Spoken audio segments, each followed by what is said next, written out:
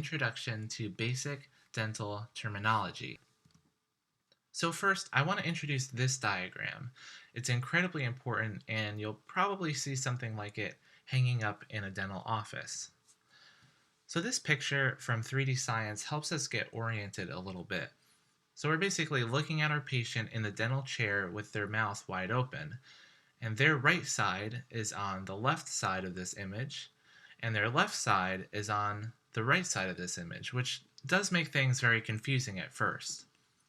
So right is on the left, and left is on the right, and I promise you'll get the hang of it. And imagine this mouth stretching as far open as possible, and you'll get something like this image on the right. Now, this collection of teeth, the upper teeth, are connected to the maxilla, or the upper jawbone, so we call this the maxillary arch, whereas the lower teeth are connected to the lower jawbone, which is called the mandible, and so this collection of teeth is referred to as the mandibular arch. So we have mandibular,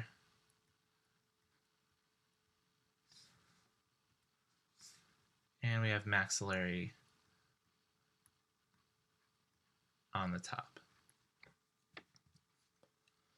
Now for types of teeth, and they're oriented by their location, their shape, and their function.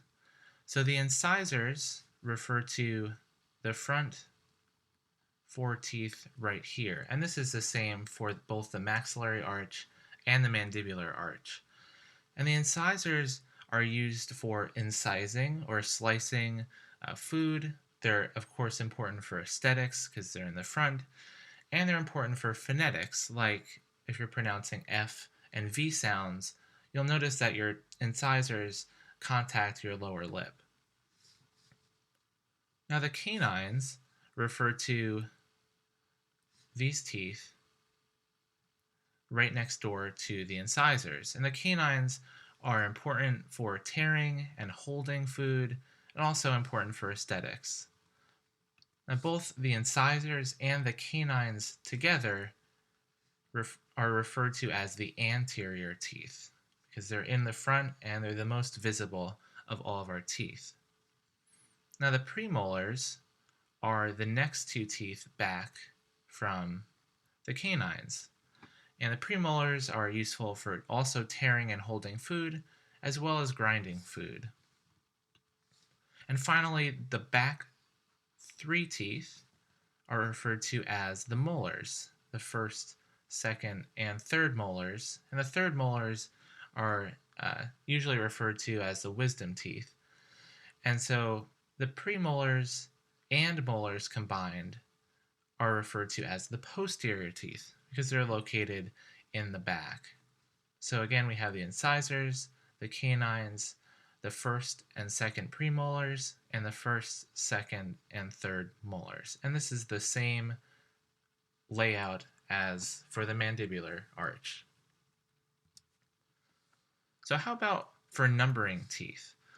Numbering teeth and counting teeth can be actually a little bit complicated at first. It gets a little bit disorienting, but it is super important in the dental field because as dental professionals communicate, it's important to know which teeth we're trying to talk about. So I'll talk about the universal notation system. There are a couple that are out there, but the universal system probably most universally used. And it's basically like you're reading a book. You start in the upper left corner and you move to the right. So we're going to start at the upper left corner, which will be the upper right third molar. Remember, let me write that in here. If we're talking about the left side of the image, that's actually the patient's right, and the right side of the image is the patient's left, like we saw in that diagram before. So we're going to start here, and this first tooth will be number 1, followed by number 2, 3, and so on. Once we get to this central incisor, these are 8 and 9, and I'll skip to here. We have 14, 15, and 16. And so there's 16 teeth in the adult dentition on top, and there are also 16 on the bottom. So what we're going to do is, now that we got to 16, we continue right here to form a nice clockwise circle. So we'll keep going 17, 18, 19, and I'll just skip ahead over to here, 30, 31, and 32. So 32 teeth in total. Now, of course, some people, like myself, aren't born and never develop any wisdom teeth. So if you are missing, say, this tooth and this tooth, you just skip those numbers, and this would still be number 2 and number 3, and so on. You just wouldn't include these numbers. They would just be called congenitally missing teeth.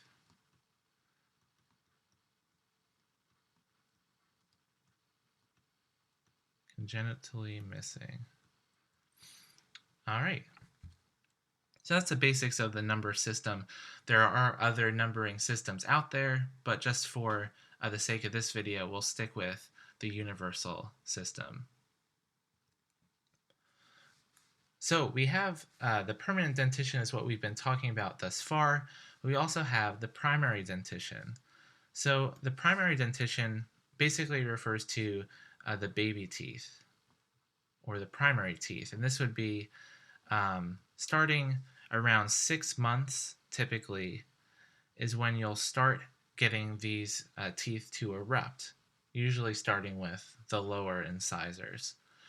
And so the baby teeth will come in one at a time. You'll get a couple more, and then you'll finally get a full set of primary dentition. Now, when it's maybe about, and of course there's some variation here, when you get to about 6 years, you'll start to have eruption of the permanent dentition, again, usually starting with the lower incisors. And when I talk about eruption, I'm talking about the teeth that are coming into the mouth. So eruption is coming in, and exfoliation means that the teeth are being shed, they're coming out of the mouth. So as the permanent teeth erupt, the primary teeth that are being replaced will be exfoliated. So that's a helpful way to think about those terms. So again, 6 months, we're starting to get eruption of the primary teeth. By 6 years, we're starting to get eruption of the permanent teeth. And it takes about till 12 years for the last baby teeth to be exfoliated and to be completely replaced by permanent teeth. This transition period from about 6 years to about 12 years old is called the mixed dentition, when we have a mix of both primary teeth and permanent teeth. So it's sort of the transformative years from this full dentition until we get about this, we only get permanent teeth. And of course, it takes a little bit longer for the third molars to come in. It could be even when you're 18, 19, 20, they could be coming in as late as that. So primary dentition and the permanent dentition. So now let's talk about directional terms. I think it's helpful to think about like a dice or a cube that has 6 surfaces. A tooth is sort of similar, except we don't count the bottom surface. So you can think of there being 1, 2, 3, 4, and then 5 surfaces that we want to consider when we're talking about the directional terms for a tooth. So the outer surface, the surface that points out towards the face, so I'll just draw a couple arrows here. So this surface here, this surface here, this surface here. These are called the facial surfaces. So the facial surface, we can just, for short, we'll say F for facial. And now if we talk about the back side, the side that is closest to the tongue, so this surface here, and the same for the lower, this surface here. These are all called the lingual surfaces. So L for lingual, which makes sense because lingua meaning tongue. Now let me draw in an imaginary line. Oops, I can do a better job than that. Right through here, and then again right through here. So this line bisecting the right and left sides, which I'll draw in one more time here, is called a midline. And so everything on the right side, of course, is the right side of the mouth, and the left side is the left side of the mouth. And again, it's flipped from what we see here on this image, and that's because we're looking at the patient with their mouth wide open.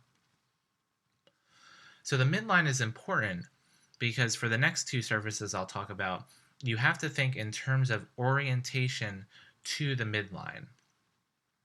So for this tooth number here, and this is number 1, 2, 3, 4, 5, 6, this surface right here that I'm going to highlight is facing towards the midline, whereas this surface here would be facing away.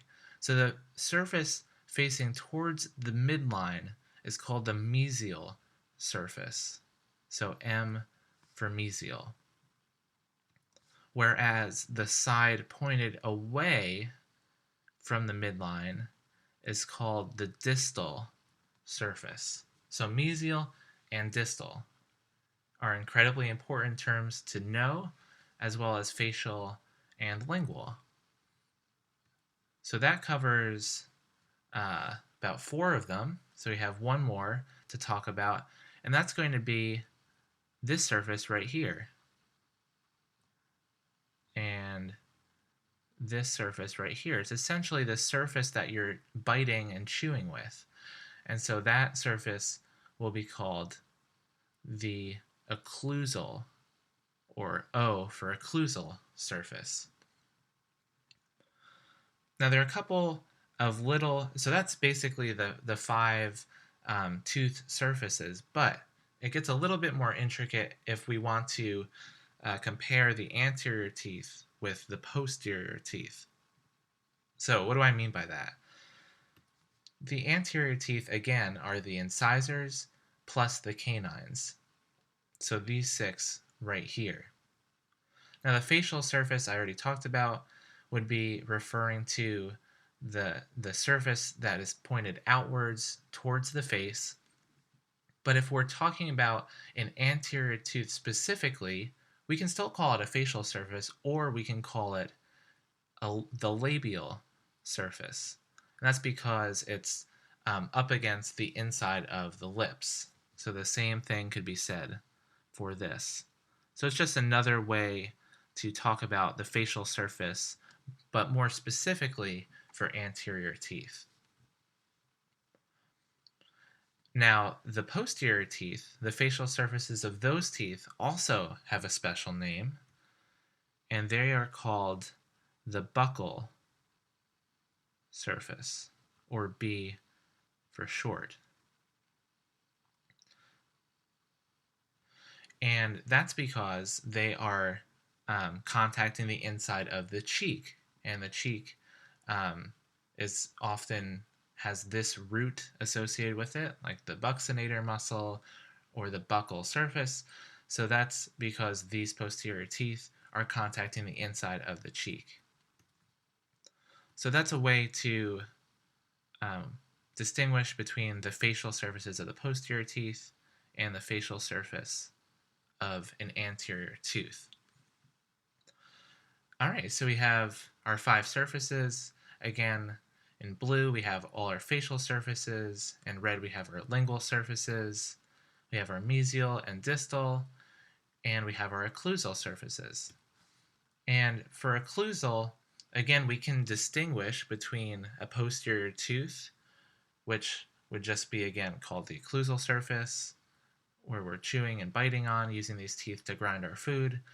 For the anterior teeth, occlusal would be technically correct, but we tend to use incisal instead. And it makes sense for the incisors, but you may be asking, what about the canines? They're also referred to as the incisal surface because they have one cusp that is biting and slicing into food. So incisal surface tends to be more precise. So those are our 5 surfaces that I wanted to cover. So let's keep on moving. For the next part, we'll talk about parts of the tooth. So now we're talking about the anatomy of a tooth specifically. What layers and things like that compose the teeth? So this picture is from the National Institute of Health, and it nicely sort of simply lays this stuff out. So the enamel refers to the outermost layer of the tooth. You may have heard it being talked about as the hardest tissue in the human body, which is true. So it's very hard, calcium-rich surface that protects our teeth. It's 96% mineral by weight, so it's very dense and very, very strong. The substance underneath it is called dentin, and that's this orangish layer here, and it's a little bit softer. That's because it's about 70% mineral by weight. Now the pulp is this red pinkish material at the very core of the tooth, and this is the soft tissue inside the tooth that contains blood vessels and nerves, basically the life supply of each tooth. And each pulp consists of specific parts. You have the pulp chamber up here, so that's basically this portion here. You have pulp horns, which are these parts that sort of stick up from the pulp chamber, and you have pulp or root canals, which refer to these portions.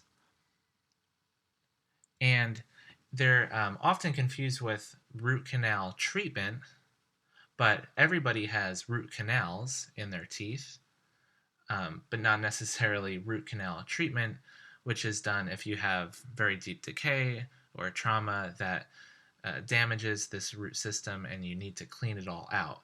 So there is a distinction between having a root canal anatomically and a root canal treatment.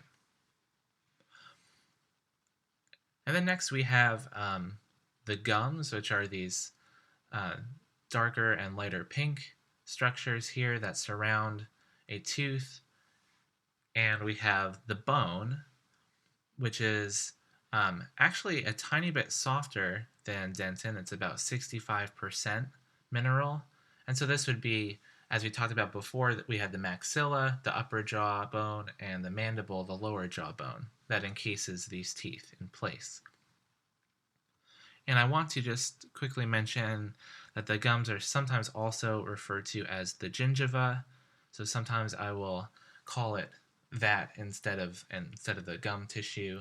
So those are synonymous. Now, not shown here, but I want to highlight, is a thin layer that starts right below the enamel. So we have this white enamel layer, and then right here on the outside of the tooth, we have, it's kind of hard to see, I picked a bad color, I guess, is this thin orange layer that I'm drawing in. That outermost layer of the tooth below the enamel is called the cementum. Cementum. And the cementum is a thin, hard tissue that covers the root of a tooth. And it is about 65% mineral, which is similar to bone. Now, another structure I want to point out that's not labeled here is this light pink that runs all through here and all the way up through here, and is almost, continuous with the gingiva, like in this diagram. This structure here that connects the tooth root to the bone is called the periodontal ligament, which I'll just, for short, we'll say PDL. Now, ligaments usually connect bone to bone, like the ACL that you hear a lot about in sports. But here, the ligament is connecting a tooth, which is not technically a bone, and the bone of the jaw. So that about covers most of it. We have the enamel, dentin, and pulp layers of the tooth, and we have the gums and the bone that support it, as well as the PDL that connects it to the bone, holds it in place, and the cementum layer of the root. Now, I do want to mention one other kind of technical structure, but it's super important in dentistry, and that is the junction between the cementum and the enamel. And it's conveniently called the cemento-enamel junction, or I'll just say CEJ for short. So the CEJ is a very important structure of the tooth. It's a very anatomically reliable structure and landmark for us to use. If I draw a dotted line that symbolizes the CEJ, the junction between the cementum and the enamel, anything above the CEJ, so let me get this color here, anything above the CEJ is referred to as the anatomic crown of the tooth, whereas anything below the CEJ is referred to as the anatomic root. So you might be wondering, why am I saying anatomic? Well, in some cases, the gum tissue recedes a lot and will expose more of the tooth above the gums. So that if the gums, receded to a level like here, we would call everything above that recession line the clinical crown, and anything below that the clinical root. So it's a little bit confusing, but that's just a way to define structures in terms of anatomics, because the CEJ will stay constant, or what you see clinically, anything above that sticks above the gums would be called the clinical crown, and anything that anchors the tooth in the jaw that you don't see covered by bones and gums would be the clinical root. And it just turns out in this picture, in an ideal situation, the anatomic and clinical crown are the same, and the anatomic and clinical root are the same. But again, I can cover this more in another video. And one other structure before I move on is just the tip of the root is called the apex. And that's important because if we go back to directional terms, if we talk about something that's located in this direction, we would call it the apical direction because it's towards the apex. Whereas if we were moving in this direction, we would call it coronal, or towards the top of the crown. All right. Sorry, I know that was a lot, but this is hopefully some really useful information for you guys. So now let's talk a little bit about disease processes that can happen to the teeth. So tooth decay is the first one we want to talk about, and that refers to the loss of mineral structure due to bacteria and the bacterial products, and this is due to could be a lot of different things, but usually the cause is plaque, which is a collection of bacteria on the tooth surface. And then our second disease process involving teeth is called gum disease, and this also involves plaque, the collection of bacteria on a tooth surface, which you can see clearly here. It's this kind of icky collection of bacteria, also sometimes called biofilm. And this biofilm, if it accumulates on the tooth, it's not cleaned off frequently or efficiently, then it can cause inflammation. So this inflamed gum tissue, it becomes red, swollen, and painful, and it bleeds a lot. And so that's what happens if you don't floss your teeth regularly and clean well around the gum tissue. And so this picture is a classic representation of gingivitis, or inflammation of the gums. And I called them gingiva before, and that's where they get, has to do with the gingivitis, is the same root of the word. And then if this plaque stays around even longer, a more severe infection of the gums occurs as the gingivitis gets worse. And it can cause not only gingival inflammation, but the gums and bone that support the tooth can retreat and recede away from the plaque. When it's severe and long-standing enough, the teeth can even loosen and fall out. And this disease process, a more severe gingivitis, is called periodontitis. And it's so named because itis, again for inflammation, and peri, around the tooth. So it's inflammation of the periodontium, which is the tissue around the tooth supporting it in place. So again, this is a more severe disease process, and the way to distinguish periodontitis from gingivitis is periodontitis involves bone loss, whereas gingivitis does not. So periodontitis is an irreversible process because unless we're doing a graft or something like that, bone is very difficult to reform.